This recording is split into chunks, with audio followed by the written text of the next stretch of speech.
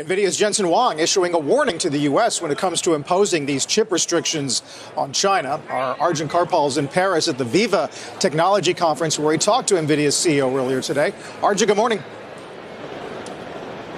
Good morning, Carl. It's been Jensen mania here in Europe for the past few days. He was in London, now he's in Paris, and there's been a slew of deals announced around Nvidia and infrastructure deals here in Europe. But I had a chance to catch up with Jensen Huang, and I wanted to know a bit more about this China equation right now. Of course, those chip restrictions on the H20 continue. They took a $4.5 billion write-down in their last quarter on that unused inventory, and Huang has been very critical of some of these US restrictions as well. But for Jensen Huang, it's not just about business. This is about America's standing in the global AI race. That was his message. Let's just listen in. The United States is not alone. If China when China starts to aggressively diffuse their AI technology, so long as all the AI developers are in China, I think China Stack is going to win. And so we just have to be mindful of near-term actions on long-term unintended consequences. And it's our job, it's my job to inform the administration on the nature of our technology and the dynamics of our industry. And then after that is, to support our president. I just want to unpack that a little bit, because what he's saying there is if US firms are cut out of markets, it reduces the chance of US technology to spread worldwide. At the same time, China's AI technology is getting a lot better, and there's a world in which countries, perhaps in emerging markets, in Africa, in Latin America, even in places in Asia as well, may start to build their AI infrastructure on the Chinese tech stack, all the way from telecommunications through to data centers, chips, and the software as well. And ultimately, that will be bad for US companies, and US is standing in the AI race. That's his view, and that's what his big concern was. And just very quickly, on Huawei in particular, because I asked him about this on another part of the conversation, of course, they're trying to create rival chips to Nvidia over in China. There were comments earlier this week from the founder of Huawei who tried to downplay the Chinese company's progress when it comes to AI chips. But actually, Jensen Huang told me that he thinks Huawei is only a generation behind Nvidia at this point. But if Nvidia can't participate in the Chinese market, then Huawei has China covered. That's what he said, and that was his big concern when it comes to AI chips in China, guys. Nvidia's profits and stock price have experienced significant growth over the last few years. This occurs as it establishes supremacy in one of the globe's most scrutinized emerging technologies, artificial intelligence, AI. This technology company has emerged as the frontrunner in AI chip development, with its graphics processing units, GPUs, outperforming competitors in both speed and overall efficiency. The company provides several additional AI services as well, including developing tools tailored for specific fields like healthcare or the automotive sector. This has established Nvidia as a well-known brand in the AI industry. Currently, the frequent questions investors pose are, what will Nvidia's upcoming action be? Following the rapid expansion of the last few years, will the speed now diminish? Those questions might be answered with a hint provided by the company. Nvidia has quietly executed what might appear to be a standard strategy, but I believe it could indicate significant growth potential in the near future. Let's examine it. Initially, a brief overview of what has occurred up to this point. Nvidia quickly rose to prominence during the AI surge with its GPUs, which swiftly became essential for driving this transformation. Consequently, Nvidia's revenue, which had steadily risen since the company's inception in the early 1990s, surged dramatically in just the last few years. What's truly significant is that revenue has soared, and Nvidia is also highly profitable on its sales, maintaining a gross margin of over 70% in the latest quarters. In the latest quarter, it fell to 60% due to a charge related to export limitations affecting the Chinese market. However, when excluding this charge, the gross margin achieved its target of over 70%.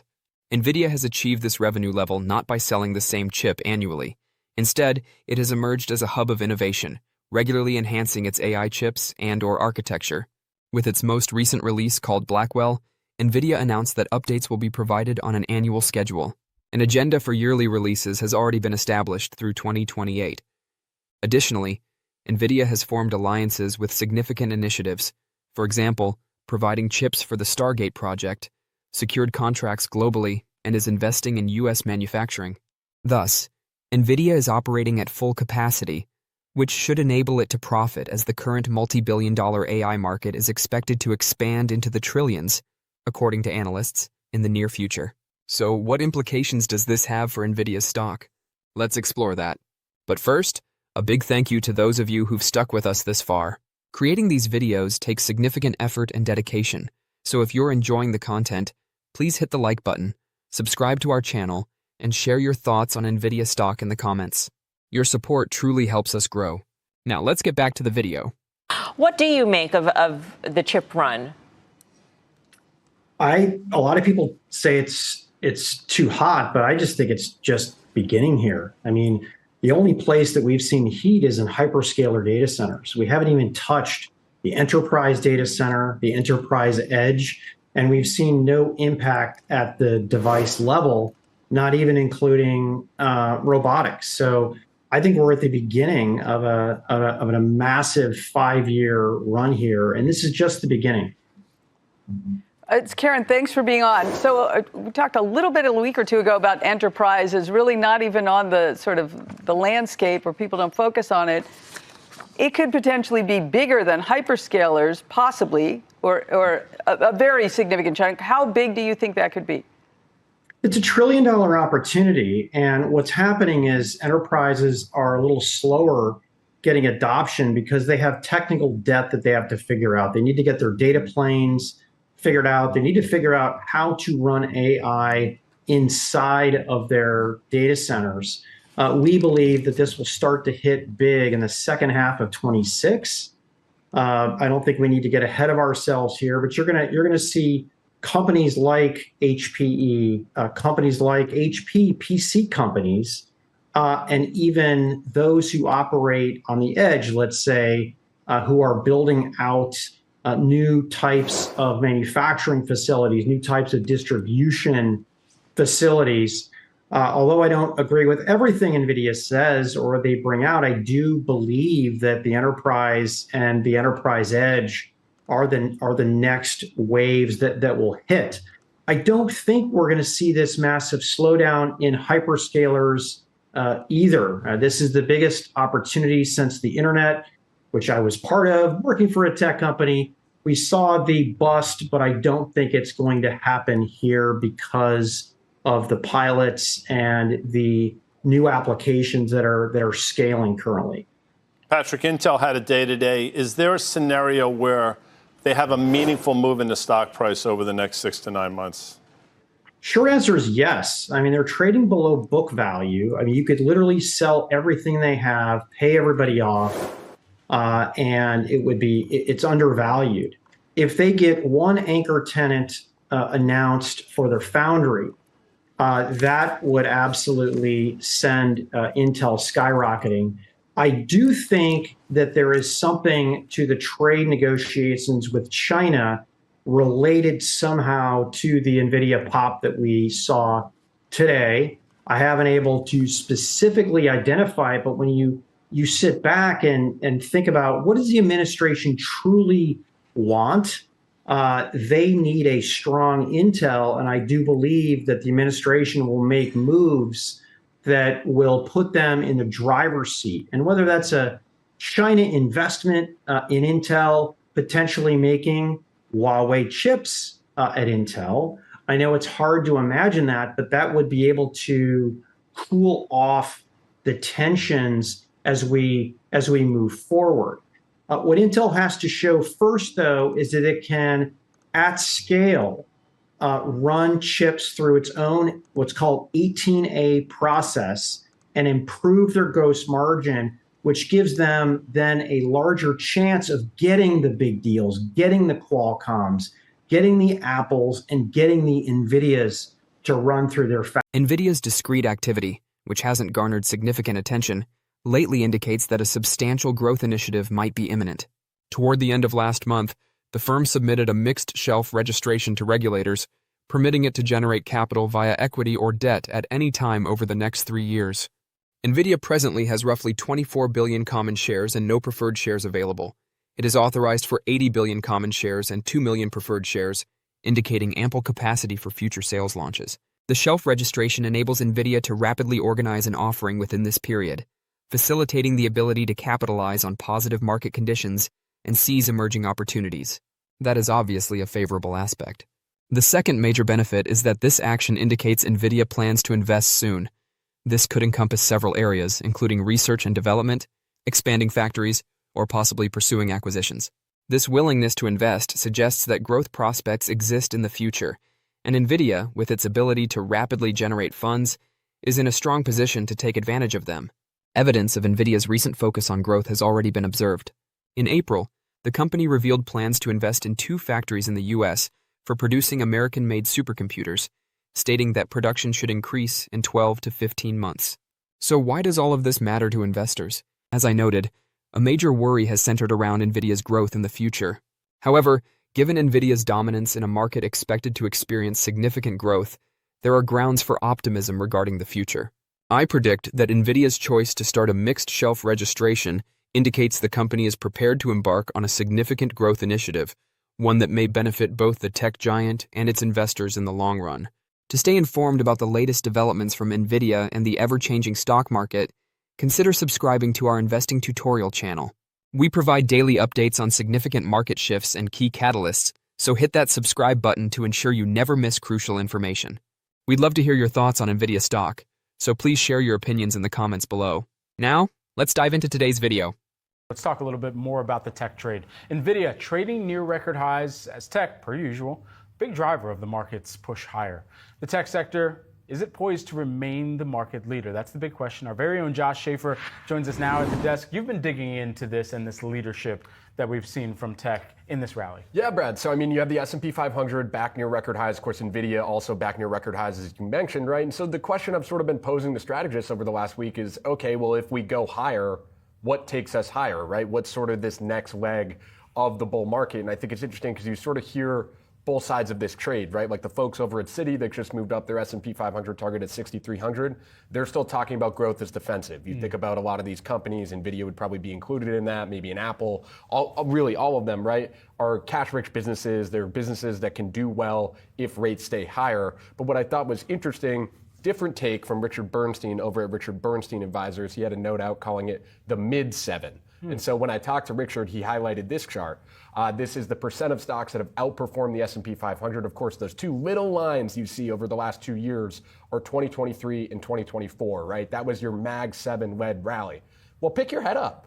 Stocks outside of the Mag 7 have been doing very well thus far in 2025, right? You've seen a lot of outperformance from a lot of the other sectors. I think 7 of the 11 S&P 500 sectors are outperforming the index. And so Bernstein's sort of making the point that as growth slows for that Mag 7 cohort, yes, the earnings year-over-year growth is still strong, but it is slowing, right? That rate of change is coming down. That might make the case for perhaps some more of the 493 and some other areas of the market to be areas where you can play. I just didn't expect for mid-7 the Gen Z vernacular to make its way into Richard Bernstein analysis here. It's mid right now. Sometimes it's just mid, Brad. You know, as we talk about that leadership, Adil, what are you anticipating from the Mag 7, especially as we're looking for this diversification within portfolios right now?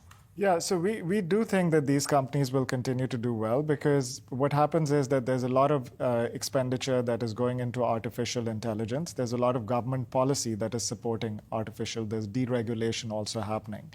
And that makes us believe that because of the productivity that these companies are bringing about, because of AI-related productivity, that's going to cause GDP to increase as well. So we do think that the Mag 7 will continue to do well, but one of the problems we see, we deal with a lot of retail investors. One of the problems we see is that people are like overly concentrated in the Mag 7. You know, like they'll have 60 to 70% of their portfolio in tech-related investments. That's where we want to put the personal finance hat on, and we want to say that this can be treacherous. Make sure you're broad, because to your point, there are a lot of other sectors that are doing really well. AI doesn't mean that only Mag 7 will do well. There are other sectors that could do well also. Has that rebalancing started to happen among clients yet? Because I feel like April was maybe a wake-up, or February to April was a little bit of a wake-up call, right? A lot of those stocks got hammered pretty significantly, but then you had the strong come up really over the last month and a half now. Are clients starting to really wonder, like, okay, should I rebalance here? Did I just hold Nvidia and did really well, and now it's too big in the portfolio?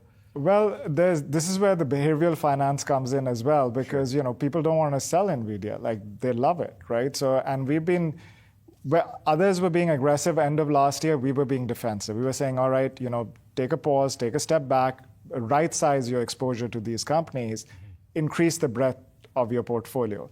So we have been doing it, but I do feel that the ordinary retail investor that is having a do-it-yourself approach is overexposed there. If you look at the S&P 500 by itself, that's more than 40% in tech right now. And if you add a few other technology companies in the portfolio, now you're 50, 60% in tech, right? That's the ordinary retail investor that has a do-it-yourself approach. And so with that in mind, there was a competitive issue that all of these companies, to your point earlier in the year, had to move through, which was, okay, what's the risk of a DeepSeek and investors having to wrap their minds around that at the same time knowing that they were going to be investing these Mag 7 businesses, investing heavily, and the capital expenditures were what they were going to be measured on and how quickly they could deliver that return on investment here. I mean, how far out should investors be expecting for some of those massive multi and $100+ billion sums to actually be accretive into the business performance and bottom line? Yeah, so we do think that it's going to be sooner rather than later. We do think that what a lot of people are underestimating right now is that, just when the internet came about, right? When the internet came about, there was huge productivity increases, right? In the same way with AI, there's going to be huge productivity increases, which is going to translate into GDP growth, in our opinion. So that is why our thesis has always been that this budget deficit issue is a problem, but there's a strong possibility that we can grow out of it as well. And you had sort of mentioned, I think earlier, utilities as one way to maybe play that AI expansion, right? But I'm curious, other sectors, right? Do you see opportunity? And some folks we have that we talk to, Brad, talk about maybe retail, right? If they're able to use AI and then they obviously could boost margins through less workforce, et cetera. I mean, how do you think about the spreading of AI and sort of where else that trade goes? Absolutely. That's a fair point, So retailers, industrials, one of the companies that we like is Eaton, for example. And they make the equipment that is used to transmit the electricity. So, and utilities, no one was talking about this. This was one of the most boring sectors ever. It's one of the best performing sectors now, right? So there are ways to play this AI boom by having exposure to other areas because a lot of businesses are going to benefit. Even in our business, in the wealth management business, we are seeing AI-related benefits, right? So we do think that that's going to help other industries, not just tech. Nvidia's CEO Jensen Huang stated that this decade will be characterized by self-driving cars, robotics, and smart machines, as per a CNBC interview on Thursday at VivaTech in Paris. Nvidia shares dipped roughly 1% in early trading as markets considered wider trade uncertainties, with the remarks having minimal immediate effect on the stock. Huang observed that autonomous vehicles are increasingly prevalent in the US and China, whereas Europe continues to encounter regulatory challenges for broad implementation. He emphasized Nvidia's dual function in providing both processors and software solutions for autonomous systems. The semiconductor manufacturer is aligning its technology to drive advanced robotics in sectors like manufacturing, logistics, and transportation. Huang characterized physical AI as a key growth sector, where smart machines operate autonomously utilizing Nvidia's computing framework. Investors might concentrate on whether these long-term investments result in short-term revenue increases. Although the demand for AI chips continues to be robust, geopolitical conflicts and changes in regulations may impact the timing of their deployment. Analysts continue to be positive on Nvidia's market stance, but warn that stock fluctuations could continue due to broader economic challenges. Don't forget to share your thoughts and experiences in the comments below. Your input helps create a more knowledgeable community where we can all learn and grow together in the world of investing. Stay up to date with the latest market trends, insights, and key updates by subscribing to Investing Tutorial. We're here to help you make smarter investment decisions and stay ahead of the curve.